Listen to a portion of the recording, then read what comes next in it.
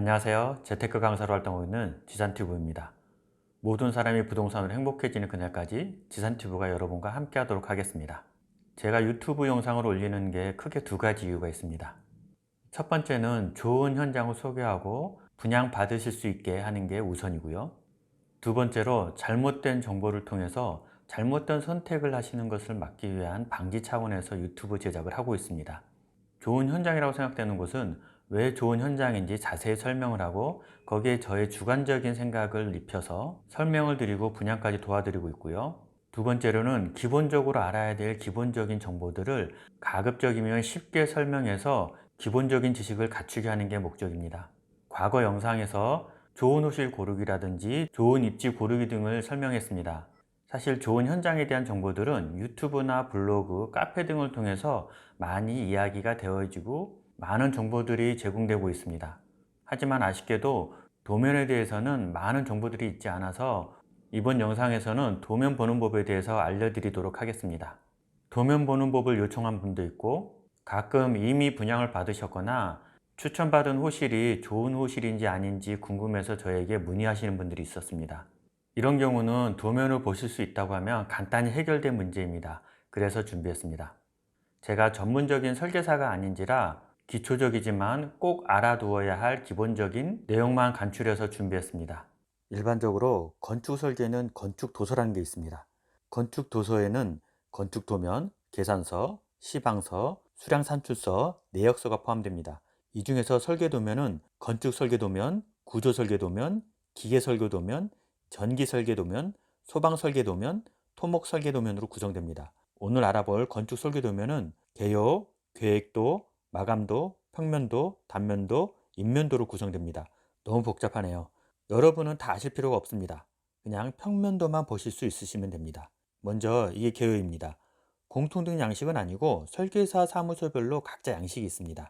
개요에는 대지와 건물에 관한 내용이 수록됩니다.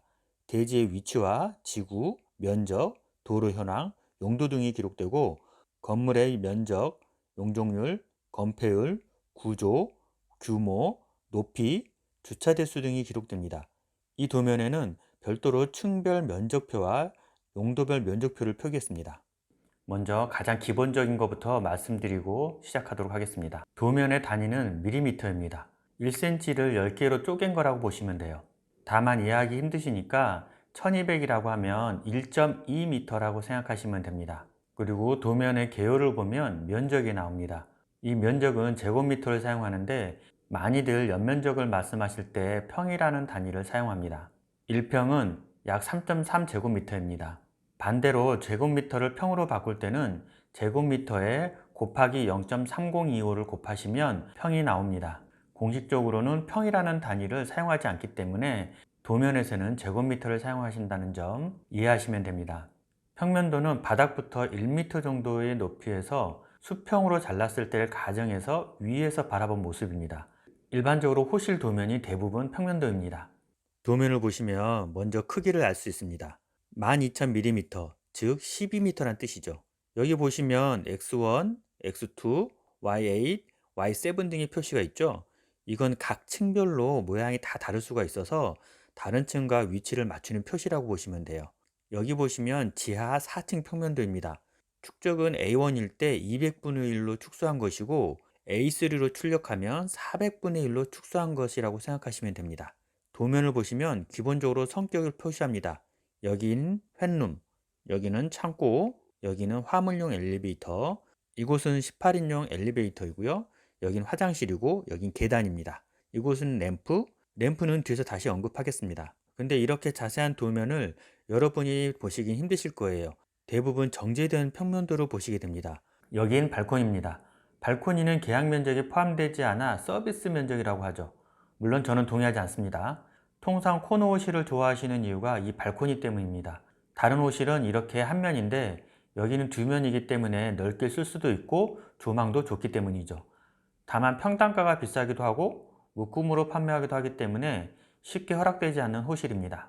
이렇게 점선은 가벽입니다. 쉽게 터서 사용할 수 있는 것이죠.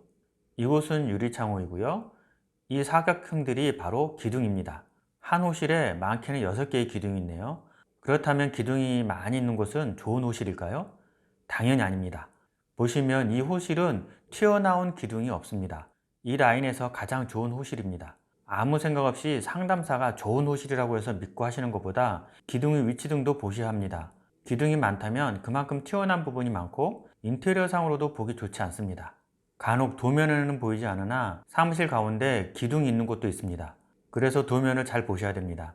문은 두 개가 있네요. 이곳은 바깥쪽으로 열리는 양문이고 이곳은 바깥쪽으로 열리는 단문이네요.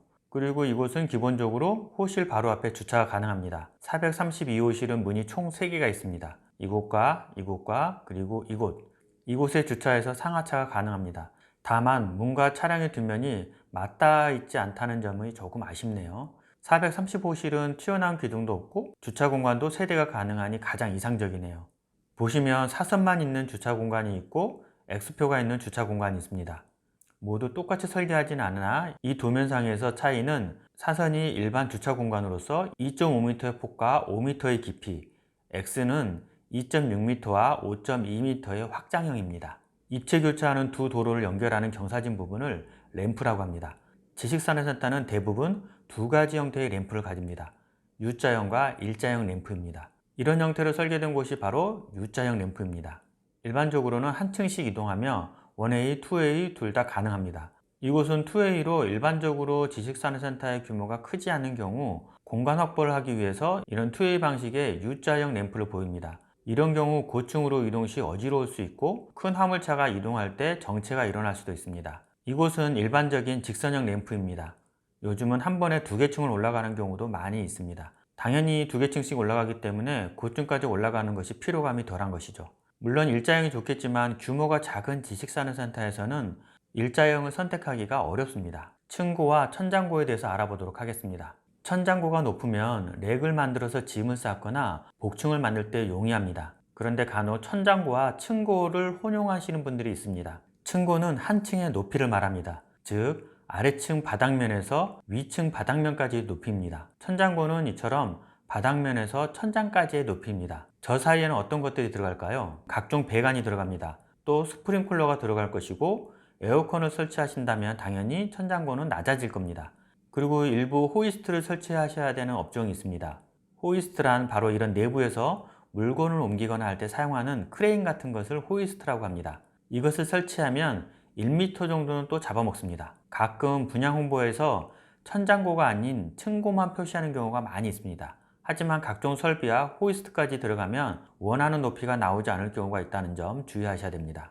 이제 층고와 천장고에 대한 개념을 이해하시고 모델하우스 같은 데 가실 때 천장고가 어떻게 되는지 확인하시면 됩니다.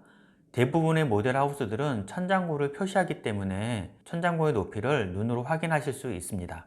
바닥 하중에 대해서 알아보도록 하겠습니다. 바닥 하중은 바닥면에 가해지는 무게를 바닥 하중이라고 합니다. 일부 제조업에서는 설비나 자재들이 10톤 이상이 나가는 경우가 많이 있습니다. 이런 기계를 사용하시는 업종 같은 경우는 분양 때나 입주 전에 바닥 하중에 대해서 확인하셔야 됩니다. 요즘 제조업에 특화된 지식산업센터 같은 경우는 바닥 하중에 특별히 신경을 쓰고 있습니다. 그래야 무거운 장비나 자재들의 무게를 감당할 수 있기 때문이죠. 일반적으로 1제곱미터당 1톤 이상의 무게를 견뎌내야 바닥 하중이 견고하다고 보실 수 있습니다. 요즘은 일반적으로 제곱미터당 1톤에서 1.5톤까지 커버하는 경우가 많이 있습니다. 오늘은 초보자분들이 이해하기 쉽게 도면보기에 대해서 간단한 것들을 알려드렸습니다. 물론 도면보기가 끝난 건 아니고 2편을 준비하고 있습니다. 1편에서 다루지 않았던 부분들을 2편에서 다루도록 하겠습니다. 혹시 다뤘으면 하는 내용들이 있다고 하면 댓글을 남겨주시면 참고해서 제작을 하도록 하겠습니다. 그러면 2편에서 보도록 하겠습니다. 모든 사람이 부동산으로 행복해지는 그날까지 지산튜브가 여러분과 함께 하도록 하겠습니다. 도움이 되셨다면 구독, 좋아요, 알람 꼭 부탁드립니다. 감사합니다.